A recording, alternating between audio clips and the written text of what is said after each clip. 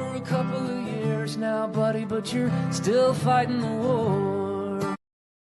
Hello, everyone, and welcome to another episode of Shoulder to Shoulder, where we discuss topics that are important to veterans, active duty service members, and those interested in the global war on terrorism's legacy. I am Will Selber, one of the owner of Grumpy Combat Veteran Media, and I am delighted to be joined yet again by Lynne O'Donnell of Project Taliban, who we just had on last week, to discuss yet again the man who never seems to leave my consciousness, Sirajuddin Haqqani. I know we've talked about him a lot recently. For those that maybe don't know, Sirajuddin Haqqani is the Minister of Interior for the current Afghan government. If you want to recognize the Taliban as a government, he also has deep and historical ties to Al Qaeda because of his father, Jalaluddin Haqqani.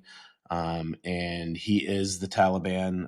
He leads a faction of the Taliban called the Haqqani Network. The Haqqani Network is mostly in P2K, Paktia, Khost, and Paktika. It's part of the Zadran tribe, if you want to get weird. To discuss that, Sirajuddin Haqqani, and all the most recent news, I thought it'd be befitting to bring Lynne O'Donnell back on, one of my Afghan teachers. So, Lynne, thank you for making time before a big flight to join us to discuss Project Taliban and the latest and not so greatest from Afghanistan. How are you this morning? Yeah, I'm good. Thanks, Will. Thanks for having me on. It's always a pleasure and an honor. Thank you. So we are recording this on 26 March. I don't think that the State Department has confirmed that have taken the bounty off. Is Sirajuddin Haqqani? I think he might still be listed on the website. I don't know. People tell me this every day. He's But still on the website, but the monetary figure of $10 million has been removed from the okay. website as of yesterday, as of Monday evening, I think. Yeah. But so he's still wanted, but you're just not going to get any money for him. And he's Okay, still well, listed I as mean, armed and dangerous, you know. I would like to tell the FBI right now, I know where he's at and I can help you find him. I don't need the money. Okay, Oh, go ahead. well, I So told them what in else did you? 2021. Well, I told them in 2021, and I do need the money. So, you know.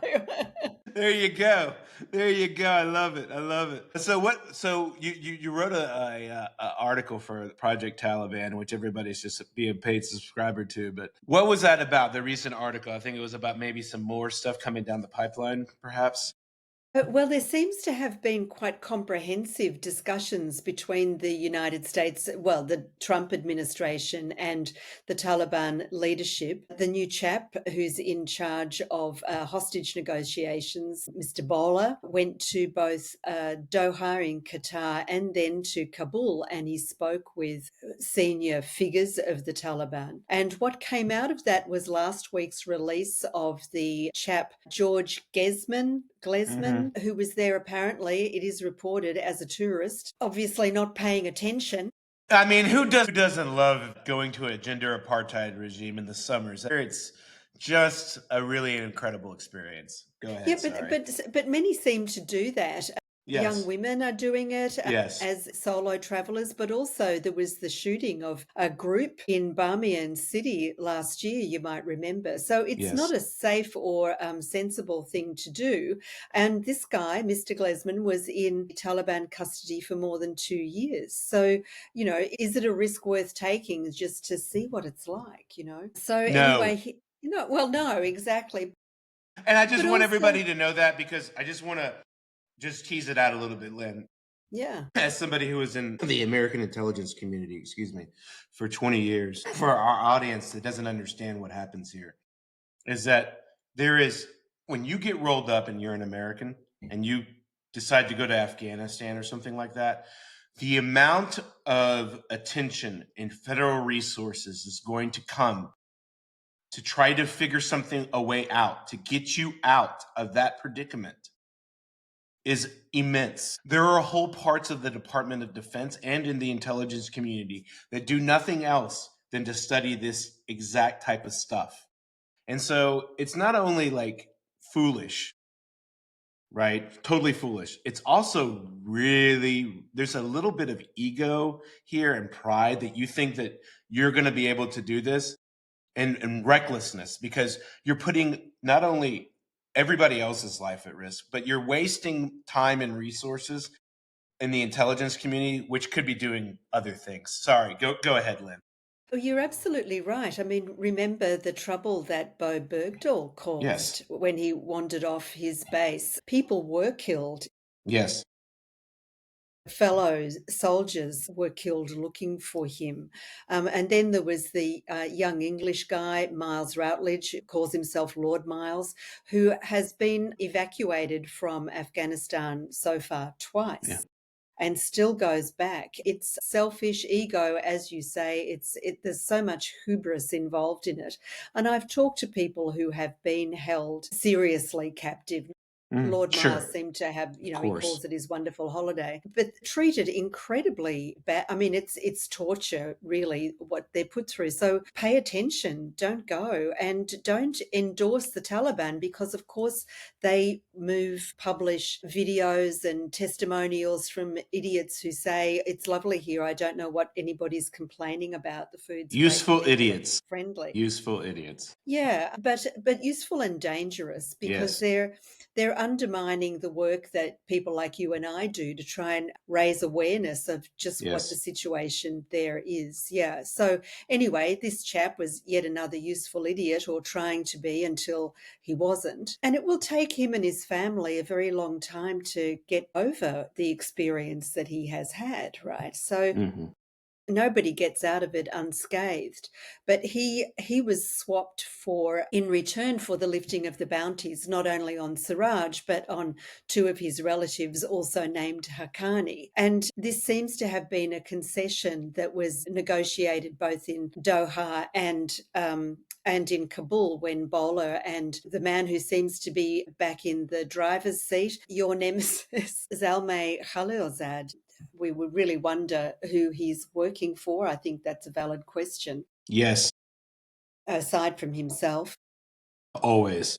Yeah, indeed. But, there's a lot to unpack in it. It's all very well removing these bounties and thinking that it's just a one-off thing, one concession to get a silly chap back home, because that's what America does. It brings its people home. That's a priority for across the political divides, Sure.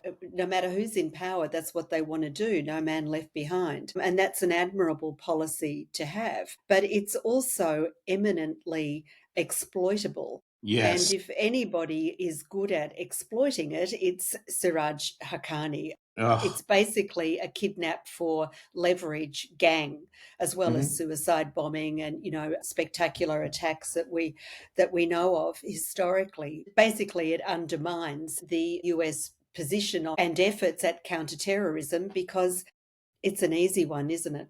Yes. It's always easy. I mean, look, not to get into like the whole tinderbox of Israel, but look, whatever you think about that, that's fine with me. But just looking at it historically, look, Yahya Sinwar was released through a hostage exchange for Gilead Shalit or whatever his name was. I'm sorry, I forgot his name.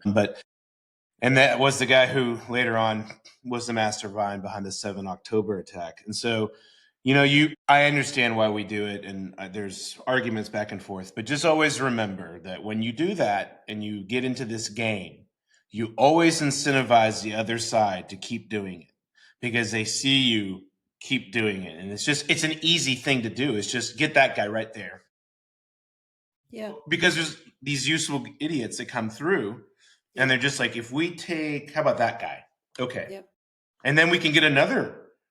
What's next? Right. That's, and so like getting into your article, sir, go ahead. Well, but to continue what you're talking about, there's also two really quite elderly British people now Yes. being held, and they are Afghan citizens. They've been there forever doing good works, and they're elderly, they're frail, and they're being held separately and for no charge. And so, I wouldn't put them in the useful idiot category at all. Afghanistan is their home, but they're Yes. not Afghans, and so they become useful. Mm-hmm. It's a really heinous and evil practice, and hostage diplomacy is working a treat for Sirajuddin Haqqani and his gang and the Taliban generally. Yeah.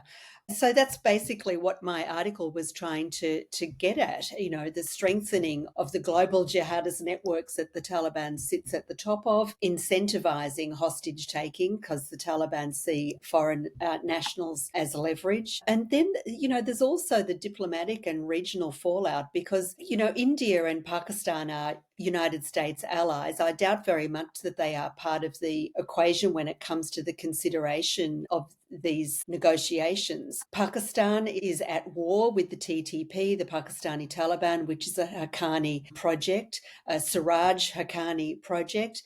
The India is also has been in the past a victim of Haqqani attacks. You will remember the horrendous, huge attack on the Indian embassy in Kabul.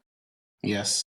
Yeah, and also it weakens. It shows how easy it is to exploit this particular policy that the United States have, and in doing so, it weakens whatever leverage it is that the United States might have over the Taliban. And Yeah. we've had quotes from I think Amu TV, the independent television network that's operating in exile, quoted Hybatullah Akhundzada, the supreme leader, as saying, "Hey, we've still got more. Why wouldn't they want them back? Let's see what we can do." And then you hear the news that the Taliban are bragging that there may be a chance that the United States, the Afghanistan embassy in the United States might be handed over to them. And the Afghanistan embassy in Norway has just been handed over to them. So, I feel like the space that we have to work on, trying to wedge terrorism central out of our landscape like a pebble out of your shoe, out of the bottom of your shoe, is narrowing.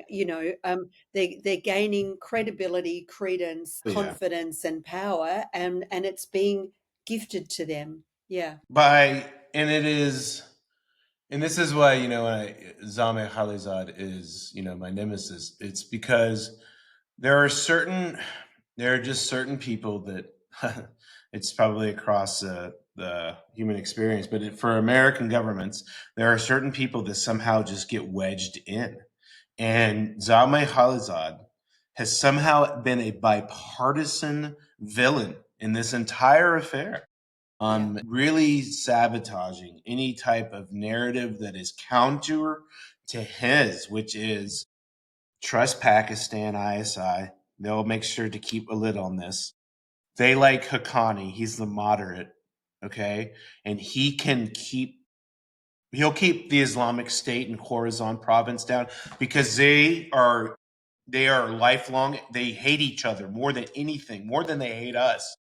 And so we don't have a lot of good options. So we'll pick a winner, we'll influence it, and we'll just little by little give up more and more and more and more. And because this predates Trump, in my opinion, President Biden was able to successfully get out thousands of Afghans because what we viewed over the 4 years of the Biden administration post withdrawal was a huge game of hostage negotiation. They had all of our Afghan allies and they said, "We want money in our hands if we're going to let them leave."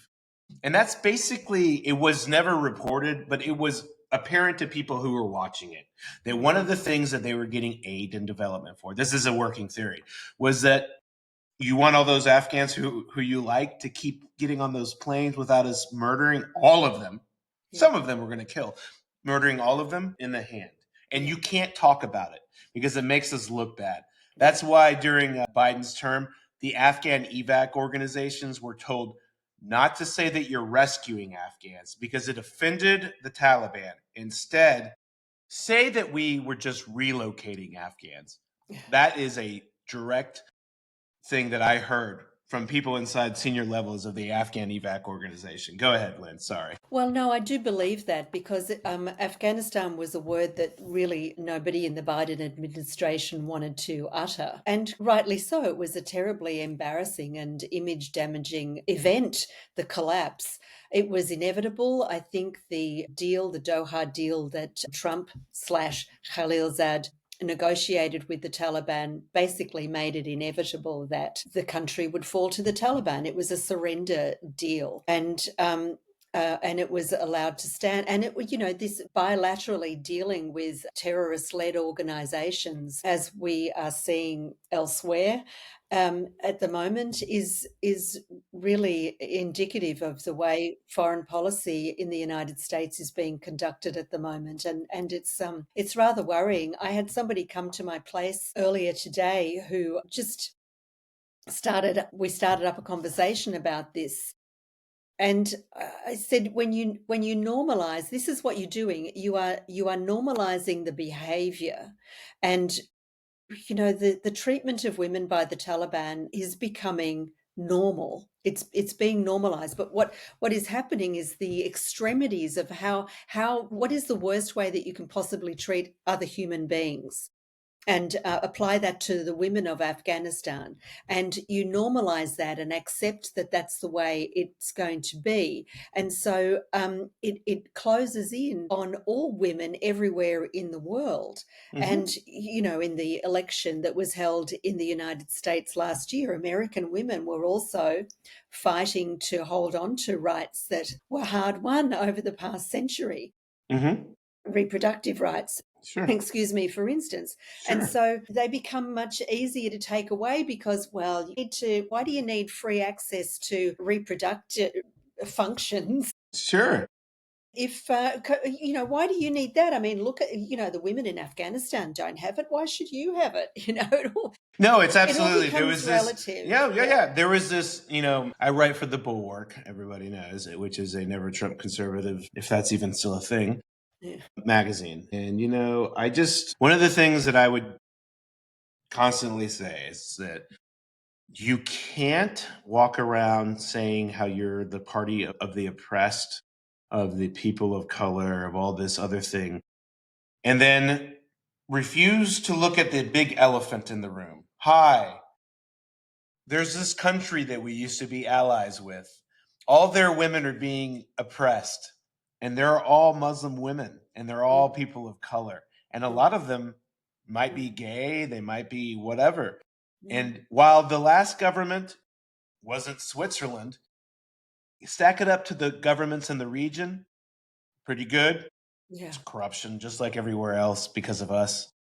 And it's just that they just couldn't see it. And it was, in my opinion, and we can get back to a little bit more focus on Afghanistan, but in my opinion, when you look back at the Biden presidency, you can see that point in 16 August, when it started to fall apart, and he never recovered. And I think he really, really did think that if he just didn't talk about it, sure, I'll help some people, whatever. I'm not going to talk about it. People will forget. And while a lot of people forgot, you know who didn't? A generation of American combat veterans and their family members. And you know who listens to people?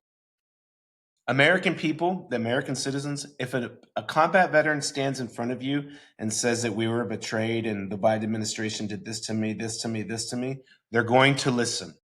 Well, I hope that they also have something to say about the nature of the deal and what's Yes. happening now, because in my view, Yeah. it's really just getting worse. And Yes. I was a couple of years ago, I was in Pakistan. I was at a diplomatic dinner party in Islamabad, and a very senior member of the government was there also. And he said, as there had been some Pakistan was one of three countries last time round. Taliban one point recognized them as the government. And he said, no country in the world will recognize the Taliban as the legitimate government of Afghanistan until the United States does. So if that is on the table now for discussion, the dominoes will fall very, very quickly, and then you will have the normalization of terrorism as a form of government. Yeah, I think so. Let me just tell you where my head is at. This is 26 March. I think we are seeing the opening salvos of a plan for the Trump administration on Afghanistan. And this is, look, there's there's a lot of rumors going around reporting that a possible reopening of the American embassy in Afghanistan. With Zalmay Khalilzad as an ambassador, totally could see it who knows if it'll happen. So you have this, you have the bounty taken off or whatever. You still don't have an ambassador to the American embassy in Afghanistan, which is in Doha. I haven't seen anything named there, but you are seeing, you know, domestic immigration issues where we're waiting to see this list of travel bans, and it's rumored that Afghanistan will be on it, and that a lot of the pipeline has been restricted for people coming in. And there are rumors that the legal status of even those who are here that haven't made it to green card is in jeopardy. So if you put all these little things together, what I see is maybe it'll happen, maybe it won't, but an attempt to say, look, it's safe now. We got a lid on it so everybody can go back. And everything's going to be okay, because Pakistan will make sure through ISI, through Haqqani, that nothing bad will happen. Yes, that's what dawned on me today as well when I was thinking about it, that it would be a way of facilitating deportations. Yes, absolutely. And I just want everybody to realize what that would mean. Okay, so I'm obviously very emotionally invested into this. I'll just lay all that out. I have hundreds of Afghan friends who are in this country. And so if my government, the one that I spent the last 20 years of my life fighting for, losing parts of my soul, my sanity, my family over, if they thought that betrayal was bad enough, the withdrawal, the betrayal that they would be committing by deporting our Afghan allies back to Afghanistan for their execution, it would be so devastating that I think you would see such a spike in American suicides that it might take a while for that to register, but when it does, it'll be there. And I just, I'm under no delusion that anybody in the Trump administration listens to this, but if the off chance that somebody does, I would just tell you that there will be severe political blowback. You might have won the American combat community by putting Mike Waltz, who knows if he's going to last, J.D. Vance, Tulsi Gabbard, all the whatever you think about them. But if you do this and you go back on what you've been saying, there's going to be a backlash on you. It's going to happen. Now, maybe you survive, maybe you won't, but it's going to happen. And other than it's a complete crime that what you're doing, sending people back to their slaughter. It's just, I hate that I see this coming. Believe me, nobody wants to be more wrong about this than me. I hope that this is like, I get people on Twitter, I'm sure you do too, that are like, this is actually a 5-dimensional chess move. And actually what he's doing is he's luring them all into a sense of overconfidence. And then he's just going to Trump is going to order the great bombing campaign of 2025 and destroy everybody. If that happens, great. But it doesn't look like what's going on. No.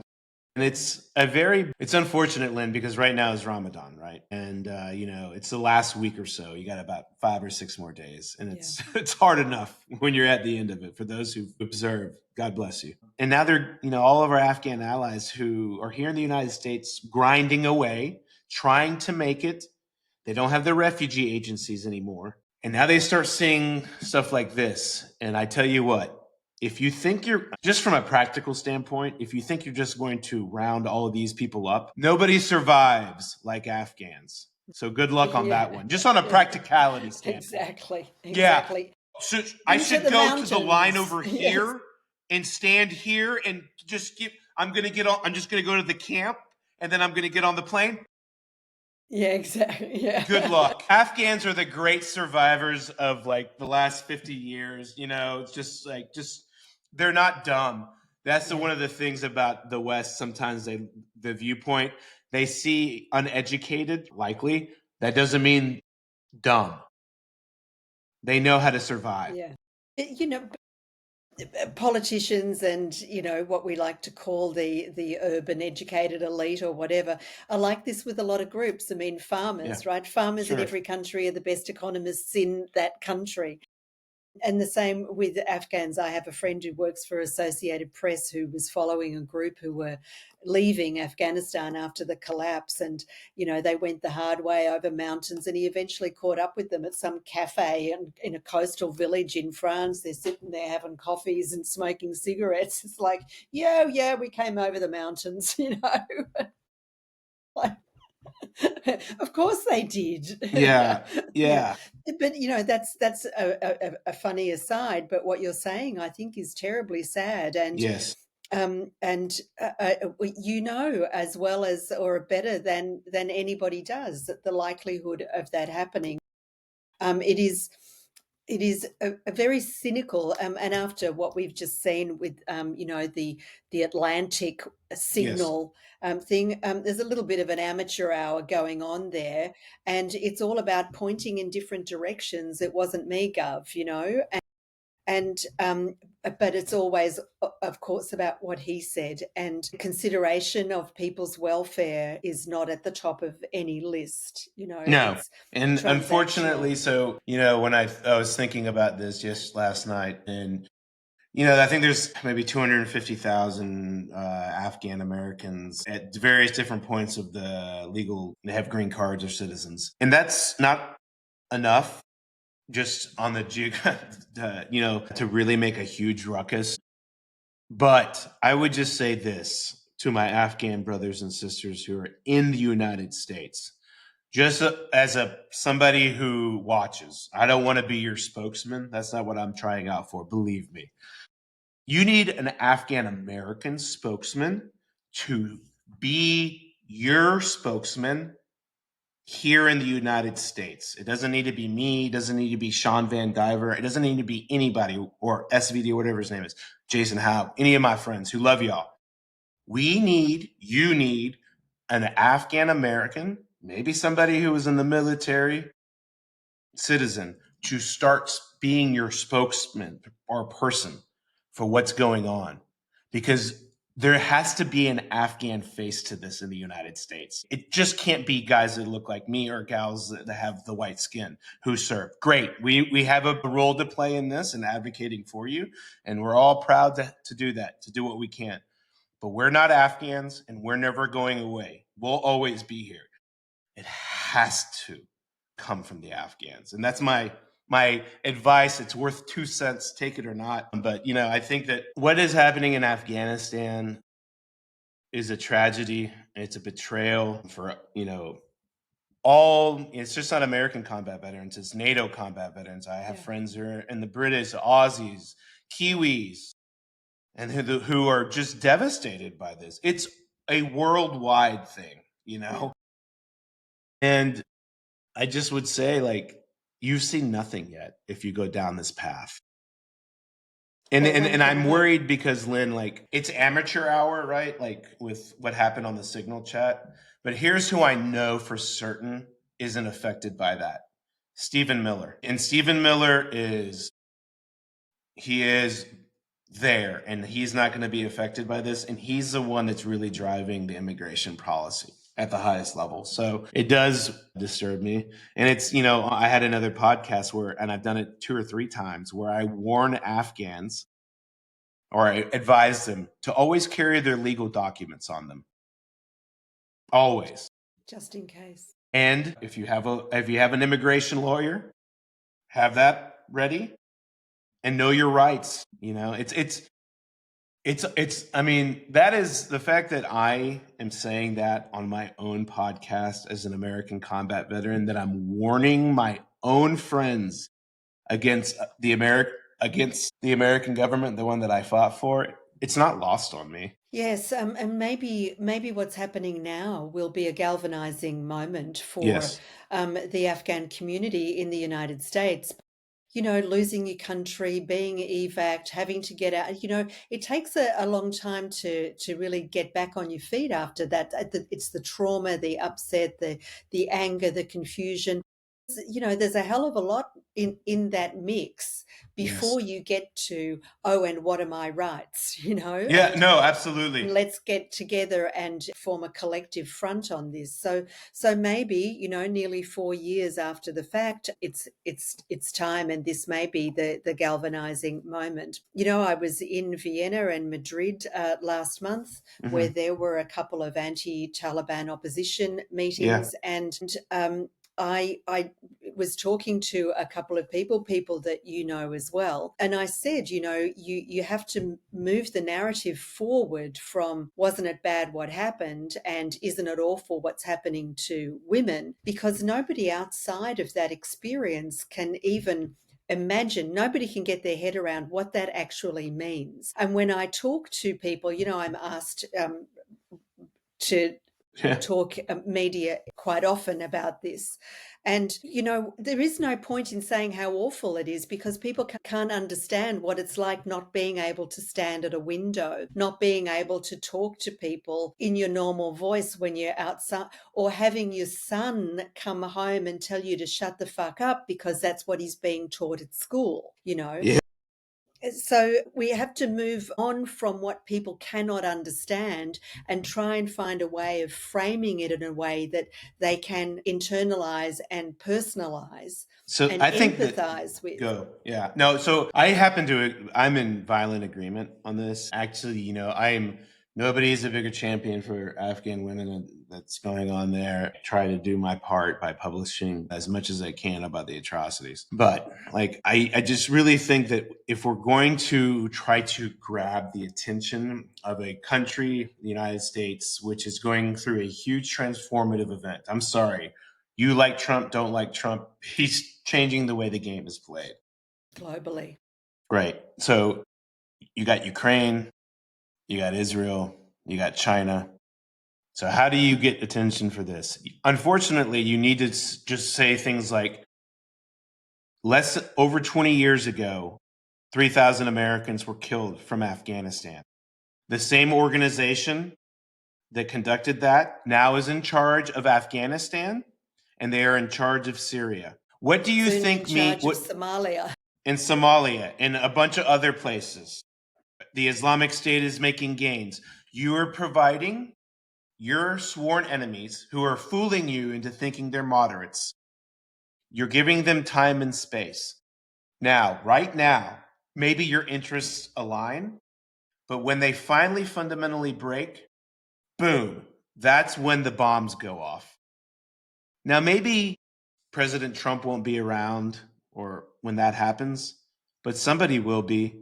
And it's going to point back to Afghanistan or Somalia or Syria. And one of my favorite TV shows, Lynn, is True Detective. And there's a character named Russ Cole. And he has this saying in it. He says, "Time is a flat circle. We do the same things over and over and over again." If you want to know like how 9/11 happened, if you want to know like why it occurred, you're kind of seeing the same band playing the same tunes. The players are different, but they're all from the same groups. I mean, Well, when it comes to the Taliban, the players are the same. right, sure. Right, yeah. They're just their Yeah. sons now, Yeah. right? It's like Yeah. it's Yeah. Mullah Yaqub's son now. Yeah, but It's well, Baradar is still there, right, There's right. there's a lot of them still there. And also, we've talked before, Will, about the factional infighting, and I think that what we have seen over the past week is that there is not going to be any disintegration of the Taliban, that they are being strengthened and that they work together, and the united front is there. It's a thing. The Taliban as a behemoth, and Yes. that's what the United States is now negotiating with. This is a really fundamental change in policy, and beyond, oh, isn't it awful that they're going to recognize the Taliban? Let's see what it is that is in it for this administration. Mm-hmm. And I think, we were talking earlier about undermining counterterrorism platforms and really taking away from America bargaining chips, you're giving it all away. Yeah. And the Taliban is very cleverly exploiting that. So, what can be done? We have to start moving forward and looking forward with suggestions of what's a better way to Yes. approach the Taliban. Because it doesn't matter how often or how loudly I say, or the United Nations Security Council in its biannual report says this is terrorism central, and the links to all other terrorism groups are palpably visible. It doesn't seem to make any difference. Governments will follow what Washington does. Yes. And now that there is a transactional administration in power in the United States, it has to be seen whether they are going to be influenced in the right way. They have people who are, Waltz is a veteran. Yes. Sebastian Gorka knows what terrorism and counterterrorism is. Is he aware of what the Taliban, what's he doing behind the scenes? What the hell is Zal up to? Yes. Isn't Where there is anybody Barnett else Rubin? there? I don't know. What is he doing in this whole thing? Look, when that man appeared meeting with the Chinese ambassador last year, I was like, oh, hi, you're back too. Well, I think he's been working with a Chinese think tanky thing for a while, but there's no point in going into that. But then you look at the International Crisis Group, which is hiring, very close family of people who have official positions in the Taliban and writing in favor of recognition and policies, Western government policies that, if not recognize and at least cooperate with the Taliban as if there isn't any alternative. So, there has to be a way of wedging, in there, exploiting whatever wedges there might be, any chinks of light to get some reasonable thought in there. Yeah. Because at the moment, what we've got is do business with them, or at the other end, isn't it awful how they're treating the women? And there's nothing in between. Yeah. And there are organizations. I'm a part of it. The Global Friends of Afghanistan as the deputy director, just full truth there. But there are organizations like Global Friends of Afghanistan who are trying to, put a alternative like a government in exile or something like that as an option. There are anti-Taliban resistance groups. They're not perfect. Stop thinking that they're going to take money from whoever gives it to them, because we're not giving it to them. So there are options. And when you look at that, if you're whatever, an NSC policy staffer or however the inner workings of the Trump administration work, and we got Zal. Zal knows the Pakistani ISI. They'll take care of it. Or Afghan women. Isn't that sad? There's an anti-Taliban resistance group. Did anybody know that? They're not very big. We could form a government in exile. It's just starting. That seems like a long shot with something that's safe. But I would just say this. It would take little to no money and resources to at least do both. I mean, if you're going to play this type of cynical game, fine. I can't influence you out of it. But at the same time, why not just spend $100 million a year to fund a government in exile and, I don't know, give the anti-Taliban resistance groups a little bit of advice and whatever. I mean, that's nothing. That's nothing. And it's a long-term thing. So I don't know. In terms of money, it's doable for sure. Right. But you've got to be careful who it is you're funding, though. Are you going to be funding the people who lost the country in the first place? Sure. Yes, 100%. Who is there? Yeah. It can't be any of the old Mujahideen leaders. The National Salvation Front, I just think all those guys need to find that nice retirement home in Dubai and go forth. Yeah. Or anyone designated a warlord with a small W? Yeah. Nobody wants them back. And I don't see anybody working closely with voices in Afghanistan who are not politicized, Yeah, I mean, that's a long way off. It's a long way off, and it's a long war. And I always say that every once in a while, you can just put a couple of chips in the long-term project, and you don't know what you're going to get out of it, but you might get something that's a better option than the one that's all you always take it always does this. There's this other thing that you might do. It might not work for a while, but it's at least it won't blow up in your face repeatedly. Yeah, and it's going to be an evolving process over Yeah. time anyway, which means the faces and the voices will also evolve and hopefully start reflecting what people in Afghanistan want. And Yeah. So, Lynne, as always, it's such a pleasure to talk to you. I learned so much. Just like when I talked to Bill Raggio, you bring up points from the past that I hadn't thought of because I've been hit in the head too many times. And I really appreciate you taking the time out to talk to us about the unfortunate news developing in Afghanistan and then likely in the United States. Do you have any closing thoughts before I close it out? closing thoughts? No, I don't think so. I feel like we're on a loop Mhm. with Afghanistan, and what I would like is to hear some new voices and some new ideas, and some that can influence the people who are currently in charge of the way the whole world is going to be reacting to the Taliban. I'd like to hear them called out. Yes. Well, isn't there a first lady in the United States? Yeah. Aren't there two? Isn't one of the top ladies also a woman of color?